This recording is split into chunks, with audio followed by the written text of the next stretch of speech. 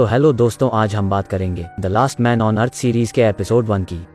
तो कहानी की शुरुआत एक रहस्यमयी वायरस से होती है जो हर इंसान को खत्म कर देता है, पर फिलिप मिलर पृथ्वी पर एक अंतिम इंसान बचा हुआ व्यक्ति है। वह पिछले 1 साल से अकेला रह रहा है और अधिक लोगों की तलाश के लिए अमेरिका घूम रहा है। वह हर एक राज्य में जाता है और खाली शहरों को मार्क करता है और संग्रहालयों से कलाकृतियां और महंगी पेंटिंग चुराता है। इंसानों को खोजने के असफल मिशन के बाद फिलिप अपने शहर टक्सन लौटने का फैसला करता है। फिर भी वह आखिरी प्रयास के रूप में वह हर बिलबोर्ड पर अलाइव इन टक्सन लिखता है। टक्सन में वह अपने लिए सबसे बड़ा घर चुनता है और उसे अपना नया घर घोषित करता है। और वह अगले कुछ दिन सभी प्रसिद्ध चित्रों, व्हाइट हाउस की एक चटाई, अपनी एक तस्वीर और अन्य वस्तु सजाने में बिताता है। लेकिन हर दिन सोने से पहले फिलिप हाथ की लकीरें घिसने के लिए भगवान से माफी मांगता है और चाहता है कि वो मृत्यु से पहले कम से कम एक लड़की से मिलवा दे। अगले दिन ऐसी ढेरों कारें हैं जिनका इस्तेमाल वो ड्राइव करने के लिए कर सकता है। वह अपने अंडरवियर में किराने की दुकान पर जाता है और बंदूक का उपयोग करके कांच फोड़ता है। केवल 1 साल में वह इंसानी रवैये को पूरी तरह से भूल गया है, क्योंकि उसे सबक सिखाने वाला कोई नहीं है।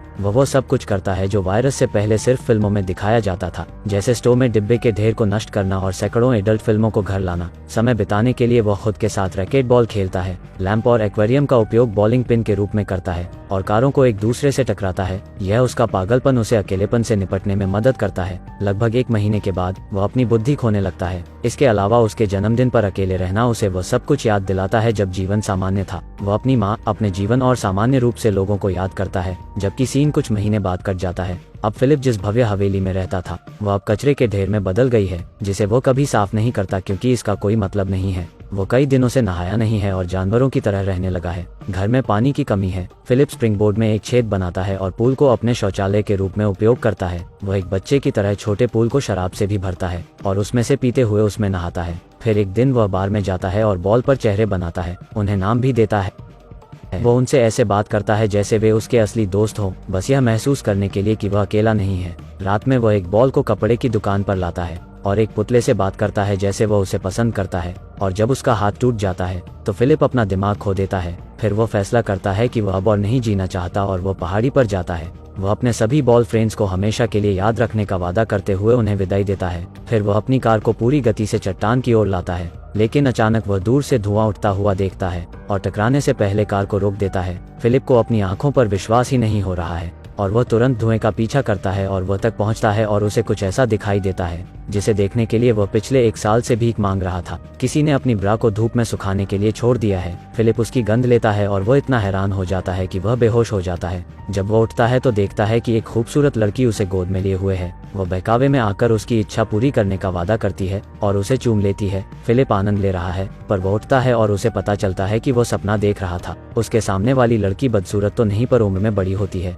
वह उसे वापस लाने के लिए उसको CPR दे रही थी। हैरानी से वह एक दूसरे से दूर हो जाते हैं, जबकि लड़की का नाम कैरल है। फिलिप उससे पूछता है कि सुंदर लड़कियां कहाँ हैं। तब वह उसे बताती है कि उसे अपने गीले पैंट के बारे में देखना चाहिए। यह पता चलता है कि जब वह बेहोश था तो उसने खुद को तैरते हुए पाया और तब उसने पानी में पेशाब की, पर वह अब आक्रामक रूप से समझाने लगता है कि उसने खुद पेशाब नहीं किया, जिससे लड़की घबरा जाती है और डरकर वह एक बंदूक निकालती है और उसे दूर रहने के लिए कहती है। फिर फिलिप स्वीकार करता है कि उसने वास्तव में पेशाब किया था और वह इससे शर्मिंदा है। दोनों के शांत होने के बाद वह उसे बताती है उसने अलाइव इन टक्सन साइन देखा और यह देखने के लिए यहाँ आई कि क्या वास्तव में कोई जीवित है। हालांकि फिलिप एक महिला से मिलने के लिए मर रहा था, पर वह कैरल को देखने के बाद उत्साहित नहीं है। कुछ देर बात करने के बाद वे गाड़ी से किराने की दुकान पर जाने का फैसला करते हैं। रास्ते में कैरल स्टॉप साइन पार करने की शिकायत करती है, जबकि फिलिप का मानना है अब तो ट्रैफिक नहीं है। वह इस बात पर अड़ी रहती है कि उन्हें नियमों का पालन करना होगा, वरना वे एक जानवर की तरह रहने लगेंगे। उसे बेहतर महसूस कराने के लिए वह रुक जाता है और दोनों तरफ को देखता है।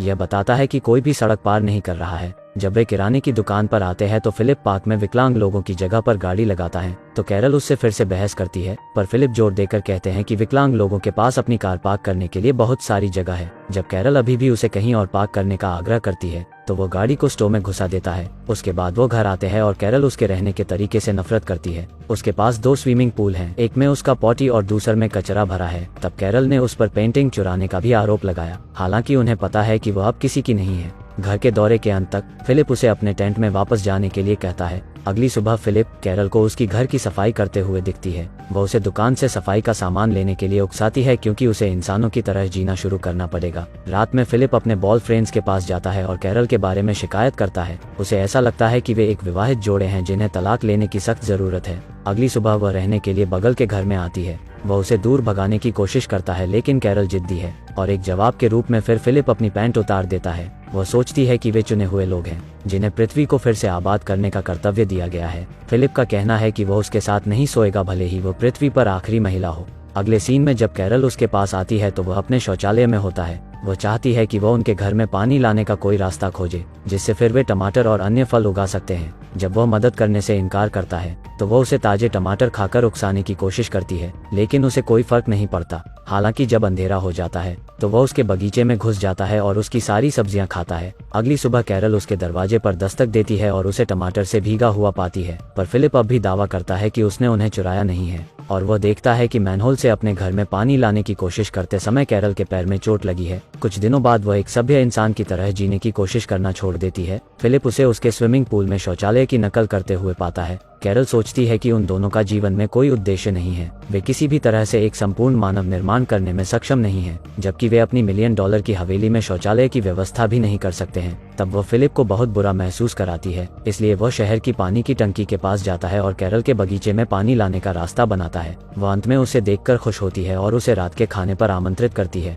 रात में फिलिप लंबे समय के बाद अच्छे खाने का आनंद लेता है और फिलिप का कहना है कि वह अब उसके साथ सोने के लिए तैयार है। हालांकि कैरल शादी से पहले प्यार नहीं करना चाहती। शुरू में फिलिप हंसता है, यह सोचकर कि वह एक मजाक है, लेकिन वह गंभीर हो जाती है। अंत में वे अगले दिन शादी करने का फैसला करते हैं। अगले सीन में वे चर्च में अपनी मन्नतें कह रहे हैं, लेकिन फिलिप को लगता है कि यह आवश्यक नहीं है। पर जब वे चर्च से बाहर निकलते हैं तो मेहमानों की भीड़ उनका स्वागत करती है। फिलिप को पता चलता है कि उसने गलती की है तो वह चिल्लाता है। फिर वह अपने बिस्तर पर उठता है और पता चला कि यह एक सपना था। यह सुनिश्चित करने के लिए खिड़की से बाहर देखता है जबकि दुनिया अभी भी मर चुकी है। इसके बाद आखिरकार शादी का दिन आता है। कैरल सजावट और केक तैयार करती है जबकि फिलिप को उनके लिए रिंग लाने का काम सौंपा जाता है। हालांकि रिंग लाने के बजाय वह अपने बॉय फ्रेंड्स के लिए एक बैचलरेट पार्टी रखता है। एक पार्किंग जगह में चीजों को आग लगा देता है, यहाँ तक कि वह पुतले को अलविदा कहने भी जाता है और उसे बताता है कि वह हमेशा उसके जीवन का प्यार बनी रहेगी। रात में वह चर्च जाता है जहाँ कैरल ने एक रिकॉर्डिंग तैयार की है जो उनकी शादी को अंजाम देगी।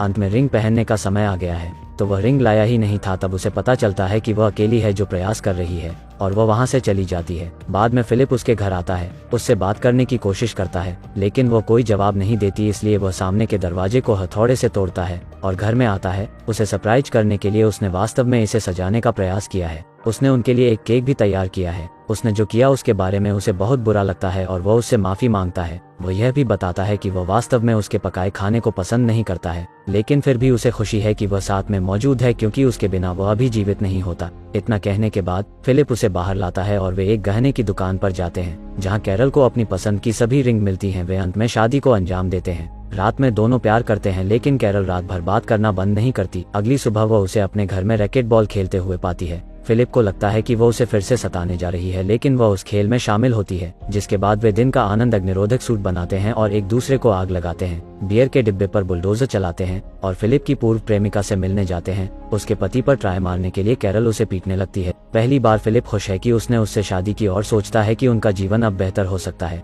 और जैसे ही वे घर वापस जा रहे थे तब उन्होंने अचानक एक जंक्शन पर एक लिमो को टक्कर मार दी। तब हैरान फिलिप देखता है कि एक खूबसूरत लड़की उसमें से निकल रही है, तो उसे अपनी शादी पर पछतावा होने लगता है। और इसी के साथ एपिसोड 1 खत्म होती है। अगर हो सके तो वीडियो को लाइक करें और चैनल को सब्सक्राइब। मिलते हैं किसी और वीडियो में। Thank you.